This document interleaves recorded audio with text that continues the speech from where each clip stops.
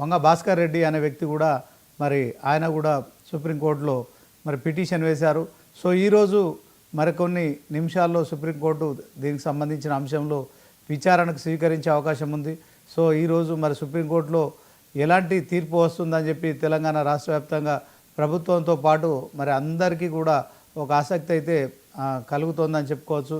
So court తీర్పు ఎలా ఉంటుంది, హైకోర్టులో 8వ తేదీన మరి రెడ్డి జాగృతి మాధవ్ రెడ్డి వేసిన పిటిషన్పై విచారణ జరగనున్న నేపథ్యంలో సో దీంట్లో ఇద్దరు రెడ్డిలు కలిసి బీసీలకు సంబంధించిన 42% రిజర్వేషన్ల విషయంలో సో సుప్రీంకోర్టు నిబంధనలు ఉన్నాయి. 50% కన్నా ఈ యొక్క రిజర్వేషన్స్ అమలు చేయడానికి వీల్లేదు కదా అని చెప్పి కోర్టును ఆశ్రయించడం కావచ్చు. సో ఈ అంశం ఇప్పుడు తెలంగాణ ఎన్నికల స్థానిక సంస్థల షెడ్యూల్ విడుదలైన తర్వాత మరి ఎన్నికలు జరుగుతాయా లేదా అని ఒక సస్పెన్స్ కొనసాగుతోంది. ఇదే అంశంలో ఈరోజు బిగ్ డిబేట్లో మనతో పాల్గొంటున్నారు మాధవ్ రెడ్డి గారు. రెడ్డి జాగృతికి సంబంధించి ఇక ఫోన్ లైన్లో ఆయన మాట్లాడతారు. అలాగే మరి సీనియర్ పొలిటికల్ అనలిస్టు డాక్టర్ తాటికాయల జయరాం గారు జూమ్లో ఉన్నారు.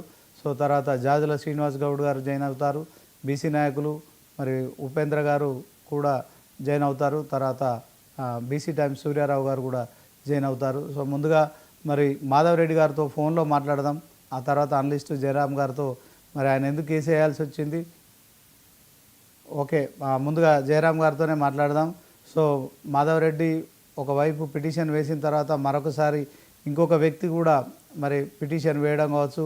42% బీసీల రిజర్వేషన్ల విషయంలో మరి జయరాం గారు ఏం చెప్తారు? జయరాం గారు గుడ్ మార్నింగ్ అండి. వెరీ గుడ్ మార్నింగ్ శ్రీనివాస్ గారు, చెప్పండి. ఎట్లా చూస్తారు సార్ 42% బీసీలకు రిజర్వేషన్లు ఇవ్వడం అనేది మరి కరెక్టా కాదా? దీంట్లో రెడ్డికి సంబంధించిన రెడ్డి జాగృతి కావచ్చు, తర్వాత ఇంకొక రెడ్డి కూడా మరి సుప్రీంకోర్టును ఆశ్రయించడం కావచ్చు. ఎట్లా చూస్తారు? దీంట్లో నిజంగానే రెడ్డిలకు కానీ అగ్ర కులాలకు ఏమైనా అన్యాయం జరిగే పరిస్థితి ఉందా? ఓవరాల్గా తెలంగాణలో స్థానిక సంస్థల ఎన్నికలు మరి వాయిదా వేస్తూ పోతూ ఉంటే మరి గ్రామంలో అభివృద్ధి కుంటుపడే అవకాశం ఉంది. కేంద్రం నుంచి నిధులు లేక, సర్పంచ్ లేక, వార్డు మెంబర్ లేక, జెడ్పీటీసీలు ఎంపీటీసీలు లేక మరి పరిపాలన అంతా అస్తవ్యస్తంగా మారుతుంది కదా, దీన్ని ఎట్లా చూస్తారు? మీకు ప్యానల్లో ఉన్న మిత్రులకు 99 న్యూస్ ప్రేక్షకులకు మరొకసారి నమస్కారాలండి. సో ఇక్కడ మనము చూడాల్సింది ఏంటంటే, ఒకవైపు ఎలక్షన్స్ అవ్వడానికి ఛాన్సెస్ ఉన్నాయా లేవా, మరొక వైపు వచ్చేసి రిజర్వేషన్లో ఉన్న లోపాలను గమనించాలి. సో ఇక్కడ కోర్టులు, కేసులు ఇవన్నీ ఓ రెడ్డి కాకపోతే ఇంకో వెలమ కాకపోతే బ్రాహ్మణు ఎవరెవరు వేస్తూనే ఉంటారు. సో ఇక్కడ వీళ్ళు వేసే దాంట్లోపల నిజంగా కనుక చిత్తశుద్ధి ఉన్నట్టు అవుతాయి అది చాలా స్టేట్లలో వేయాల్సి వస్తుంది. మరి ఆ స్టేట్లలో ఇది రిజర్వేషన్స్ ప్రక్రియ అనేది స్టేట్కి సంబంధించింది కాదు, ఇది రాజ్యాంగబద్ధమైన అంశం. రాజ్యాంగబద్ధమైన అంశాన్ని రాజ్యాంగంలో చేర్చకుండా, 9th షెడ్యూల్లో చేయించకుండా ఇలా కండక్ట్ చేస్తే ఈ విధంగానే ఉంటాయి. ఇది జయరాం గారు మాధవ్ రెడ్డి గారు ఉన్నారు, రెడ్డి జాగృతి మరి హైకోర్టులో ఆయన పిటిషన్ వేశారు కదా, సో ఆయనను ఫోన్లో తీసుకుంటున్నాం. మాధవ్ రెడ్డి గారు గుడ్ మార్నింగ్ సార్. నమస్కారం. Good morning. ఏంటి సార్, ఎలా ఉన్నారు, ఎక్కడున్నారు, ఎందుకని హైకోర్టును ఆశ్రయించారు? 42% బీసీలకు రిజర్వేషన్లు ఇస్తే దీంట్లో మరి ఎవరికి ఏమైనా నష్టం ఉందా? మీ ఉద్దేశం ఏంటి చెప్పండి సార్. మీరు రాజ్యాంగం మీద నమ్మకం ఉంటే, బాబాసాహెబ్ అంబేద్కర్ గారు రచించిన రాజ్యాంగం పైన నమ్మకం, విశ్వాసం ఉన్న ప్రతి ఒక్కరు కూడా ఒక మాట చెప్పాలి. 50% రిజర్వేషన్ దాటవద్దని స్పష్టంగా ఉన్నాక వివిధ రాష్ట్రాలలో 50% రిజర్వేషన్లపై ఆ కోర్టులో కేసులు కూడా గెలిచిన తర్వాత కూడా ఇంకా ఈ ప్రయోగాలు చేయడం ఎట్లా జరుగుతుందని అడుగుతున్నా సార్.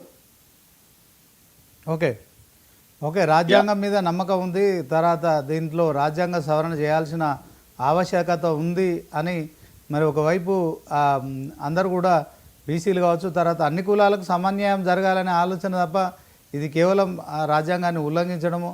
మరి ప్రభుత్వం ఎన్నికల షెడ్యూల్ విడుదల చేసిన తర్వాత మీరు కోర్టును ఆశ్రయించడం పట్ల సో దీన్ని ఎలా చూస్తారు మీరు? సార్, ఇది కోర్టును ఆశ్రయించమంటే గతంలో ఇందిరా సహాని కేసు కానీ, కృష్ణమూర్తి కేసు కానీ, లేదంటే మహారాష్ట్ర కేసు కానీ, ఇప్పుడు మొన్న గతంలో 2018లో కూడా తెలంగాణ ప్రభుత్వం కూడా ప్రయోగం చేసిన కేసు కానీ, అన్నిటిల్లో కూడా 50% రిజర్వేషన్ దాటితే కోర్టులు ఒప్పుకోలేదు. అంటే రాజ్యాంగబద్ధంగా 50% దాటొద్దని స్పష్టంగా ఉన్నాక ఒప్పుకోలేదు. ఇలా సార్ ఇలా బీసీలకు 50% జనాభా పెరిగిరు, రిజర్వేషన్లు 42% పెంచాలంటారు. ఓకే, మంచిది సార్. కానీ ఒక ప్రణాళికాబద్ధంగా ఎక్కడ కూడా హిందుస్థానీ కేసులో కూడా జనాభా పెరిగితే రిజర్వేషన్ పెంచాలని లేదు. జనాభా పెరిగిన తర్వాత కూడా ఆర్థిక స్థితిగతుల పైననే రిజర్వేషన్ పెంచాలని. ఇలా ఆర్థిక స్థితిగతులు లెక్కలు ఎక్కడ వేసింది సార్? ఇలా లెక్కలు చేయకుండా ఎంతమంది పేదవాళ్ళు ఉన్నారో, ఎంతమంది ధనికులు ఉన్నారో తెలియకుండా, సరే ఇలా నేను ఒక మాట అడుగుతా. 1971 కన్నా ముందు ఏదైతే ఓసీలలో ఉన్నటువంటి మునురు కాపును తీసుకొచ్చి బీసీలలో కలిపారు సార్. ఇలా బీసీలు ఆర్థికంగా, రాజకీయంగా, సామాజికంగా ఎదిగి ఉన్నారు సార్. బీసీలలో మునురు కాపులు. మరి ఇలా బీసీలలో ఆ మునురు కాపు కులం ఎందుకు సార్? ఇలా వాళ్ళు రెడ్లు ఉన్న చోట, రెడ్లు లేని చోట కూడా వాళ్ళు పటేలు ఉన్నారు, పటేల్ వ్యవస్థ, పోలీస్ పటేల్ వ్యవస్థ చేసినారు. ఇలా రాజకీయాలు కూడా చైతన్యమై ఉన్నారు. మరి బీసీల రిజర్వేషన్లో మునురు కాపులు తీసుకొని వాళ్ళు లబ్ధి చేకూరుతా ఉంటే ఇలా ఆర్థికంగా ఉన్నటువంటి ఆ మునురు కాపు కులాన్ని ఎందుకు బీసీ కులాలు ఉంచారు? ఎట్లా బీసీ కులాలలో మీరు లెక్కల చేర్చారు? ఇలా లెక్కలు చేయకుండా, ఎవరు పేదవాళ్ళు తేల్చకుండా ఇలా ఇష్టం ఉన్నట్టు రిజర్వేషన్ పెంచుకుంటూ పోతాం అంటే ఇంకెన్నాళ్ళు? సరే, ఇందులో ఏబీసీ వర్గీకరణ జరగలేదు బీసీలలో.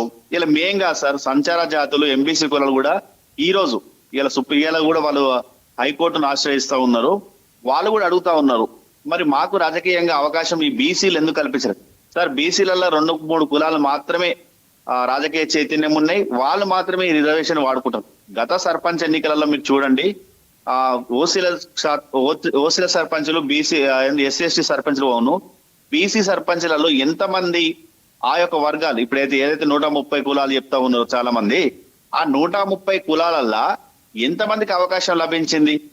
మరి ఇక్కడ ఎందుకు ఏబీసీ వర్గీకరణ జరుగుతలేదు? ఇక్కడ ఎందుకు ప్రిమిలేజ్ జరగట్లేదు? అది మనం ఆలోచించట్లేదు. ఇలా కేవలం బీసీలని 130 కులాల పేరు చెప్పుకొని ఓ 2-3 కులాలు లబ్ధి పొందుతా ఉంటే ఎట్లా? ఇది ఎందుకు ఇట్లా జరుగుతా ఉంది?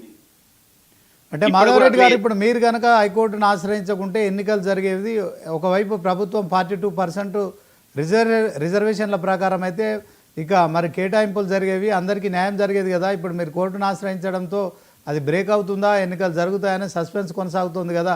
ఒకవైపు ఇప్పటికే 20 నెలలు సమయం కూడా గడిచిపోయింది. మరి మీలాంటి వాళ్ళు ఇప్పుడు నిజంగా మీరు అన్నట్టు మున్నూరు కాపుల అంశం తీసుకున్నట్టయితే స్ట్రైట్ అవే దానిపైన మీరు కొట్లాడాల్సి ఉండే. ఆర్థిక సర్వే దానికి సంబంధించిన విషయంలో మీరు దాన్ని స్టాండ్ తీసుకోవాల్సి ఉండే.